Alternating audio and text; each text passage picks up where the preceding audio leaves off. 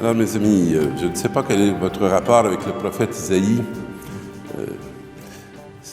C'est toujours des textes qui me touchent beaucoup.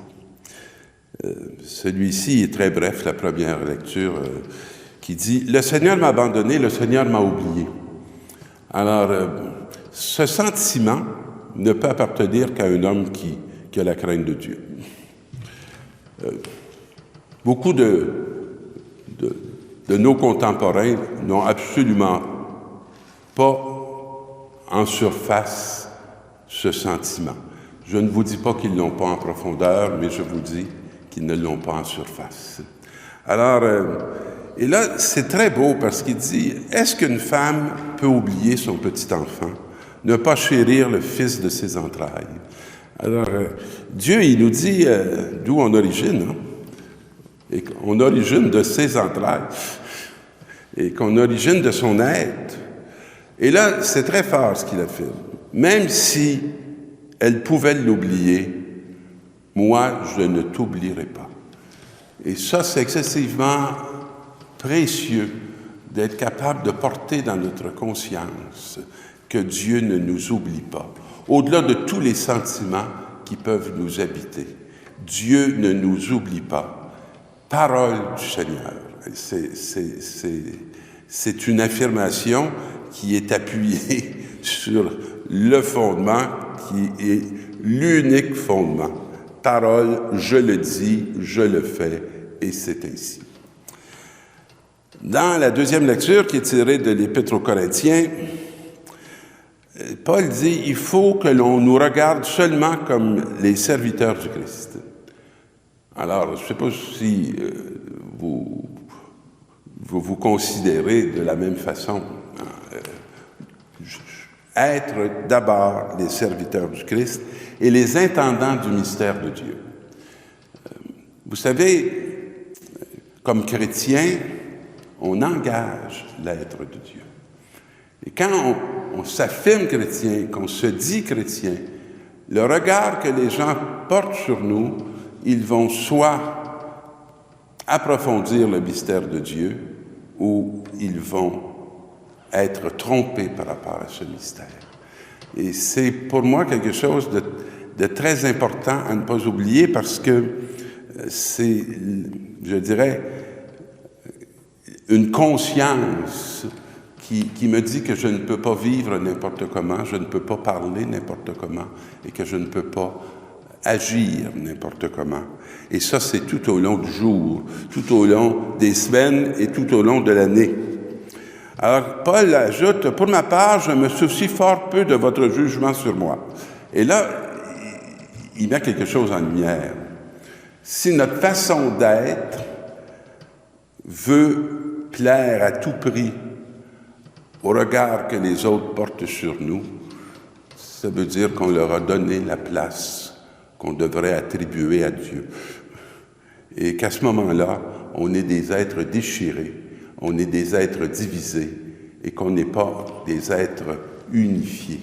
Parce que pour être un, il faut être un avec celui dont on origine. Et si on est à l'extérieur de ça, on est dans la déchirure. Et notre ami Paul continue à dire, je ne me juge même pas moi-même. Ma conscience ne me reproche rien, mais ce n'est pas pour cela que je suis juste. Celui qui me juge, c'est le Seigneur. Alors, voyez-vous, la première place, on voit bien à qui Paul l'a accordée. Et si on regarde sa vie, puis si on regarde, après sa conversion, tout ce qu'il a fait, on s'aperçoit que ce n'est pas que des mots, mais c'est vraiment une réalité. Et j'aime bien tant qu'il dit « Ne portez pas de jugement prématuré, mais attendez la venue du Seigneur, car il mettra en lumière ce qui est caché dans les ténèbres. » Et c'est sûr que l'expérience des ténèbres, on l'a vu, c'est l'expérience de la douleur, c'est l'expérience, je dirais, de la peine, c'est l'expérience de ce qui est pénible. Alors, personne n'échappe à cette réalité-là. Mais il dit, laissez le temps et attendez la venue qui va tout mettre en lumière, qui va faire que même ces moments qui semblaient absurdes et qui semblaient nous condamner ou qui semblaient qu'on était abandonnés, la lumière va jaillir. Alors, la louange qui revient à chacun lui sera donnée par Dieu. Laissez Dieu être le premier. Mettez pas en premier vos connaissances, vos sciences. Laissez la place à celui qui est à la tête. Et dans l'Évangile, c'est un texte qu'on trouve dans plusieurs des évangiles synoptiques aucun homme ne peut servir deux maîtres. Alors, voyez-vous, on revient à toute la question de l'unité ou de la division. On ne peut pas avoir deux têtes. On peut n'en avoir qu'une seule. Ou bien il détestera l'un et elle aimera l'autre, ou bien il s'attachera à l'un et méprisera l'autre. Alors, si on met l'argent en premier, c'est très clair que Dieu va passer en second, et l'argent, elle ne nous conduira pas à Dieu. Moi, j'aime toujours répéter que l'argent ne peut pas nous donner la vie. C'est nous qui pouvons donner vie à l'argent. Et à l'argent, elle est ni bonne, ni mauvaise. C'est l'utilisation qu'on va faire de l'argent qui va faire qu'elle sera bénédiction ou malédiction. Ne faites pas tant de soucis pour votre vie. Enfermez-vous pas dans des insécurités. Ne croyez pas que c'est vous qui allez vous nourrir. Ne croyez pas que c'est vous qui allez vous vêtir. Ce n'est pas le centre de votre existence. Et ne faites pas de réserve dans des greniers. Alors, il y a un appel, je dirais, à la présence. Il y a un appel, non pas à l'instant, mais il y a un appel au présent. Il y a un appel à être là et de ne pas toujours être dans la recherche d'une sécurité qui ne nous enferme que dans la peur, que dans l'inquiétude. Alors, c'est une parole qui pour moi, n'a rien d'abstrait, parce qu'elle décrit très bien dans quelle dynamique on se retrouve tous les jours par rapport à des réalités.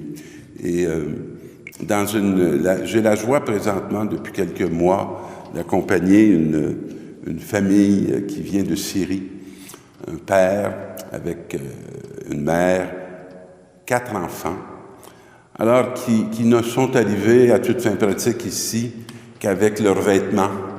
Ils ont tout laissé là-bas. Ils ont comme tout perdu. Alors, cette réalité-là peut nous faire facilement oublier cette parole qui nous dit « Ton présent ne peut être comblé par le Dieu qui te porte dans ses entrailles. Et si tu crois que tu dois porter ta vie sur tes épaules, et si tu es dans une inquiétude morbide, et si tu es écrasé, il y a des dynamismes qui ne te permettront pas d'être debout dans la communion et dans la reconnaissance de cette mission que tu es en train d'accomplir, un peu comme la Sainte Famille qui ont dû fuir en Égypte et qui ont, dans cette fuite, pu témoigner de l'incroyable bienveillance de Dieu et de la sagesse de son mystère où il fait briller sa lumière dans les ténèbres. Je vous souhaite de pouvoir le vivre vous-même, ce qui nous rend capables de rendre grâce à Dieu.